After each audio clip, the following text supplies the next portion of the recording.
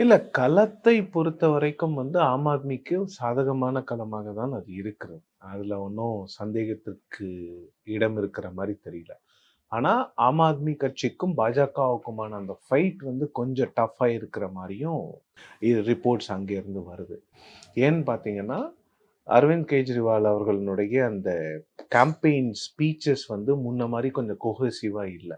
ஒரு ஒருங்கிணைப்பா இல்லாம அங்கங்க விடுபட்டது போன்று. ஏன்னா, ஆம் ஆத்மி பார்ட்டிலே ஒரு கொஹெசிவ்னஸ் இல்லாத ஒரு சூழ்நிலை இருக்கிறது. ஏன்னா, அரவிந்த் கெஜ்ரிவால் வாக்கு கேட்டாலும் இப்போது முதல்வராக இருப்பவர் அவருடைய சகா, அமைச்சரவை சகா தான் இருக்காங்க.